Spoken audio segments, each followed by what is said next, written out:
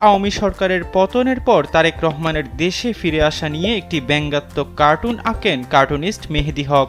৭ August ফেসবুকে post করা সেই কার্টুন শেয়ার করা হয়েছে ৩,০০০-এর বেশি বার।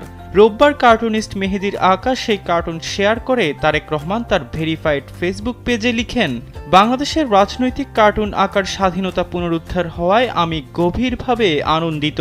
নিজের সমালোচনা করে আঁকা ব্যঙ্গচিত্রকে কেন্দ্র করে বাক স্বাধীনতা ফিরে আসার পরিবেশকে অভিনন্দন জানিয়েছেন বিএনপির ভারপ্রাপ্ত চেয়ারপারসন তারেক রহমান। এ সময় তিনি নিজেকে সেই ব্যঙ্গচিত্র আঁকা কার্টুনিস্টের ভক্ত বলেও দাবি করেন। গত ১৫ বছরে আমরা কার্টুনিস্ট আহমেদ কবির কিশোরকে জোরপূর্বক গুমের শিকার হতে দেখেছি। তার কাজের জন্য অকল্পনীয় নির্যাতন এবং কারাবরণ সহ্য করতে হয়েছে। আরও অনেকে একই ধরনের নির্যাতনের শিকার হয়েছেন। ২০০৬ সালের আগে বাংলাদেশি কার্টুনিস্টরা, বিশেষ করে শিশির ভট্টাচার্য, প্রায় আমার মা এবং আমাকে নিয়ে কার্টুন তৈরি করতেন। পরবর্তীতে শিশির ভট্টাচার্য কার্টুন আঁকা বন্ধ করে দেন। আমি কার্টুনিস্ট মেহেদীর ভক্ত। শিশির ভট্টাচার্যের কাজও আমার ভালো লাগতো। আমি আন্তরিকভাবে আশা করি তিনি শীঘ্রই আবারও নিয়মিত রাজনৈতিক কার্টুন আঁকা শুরু করবেন।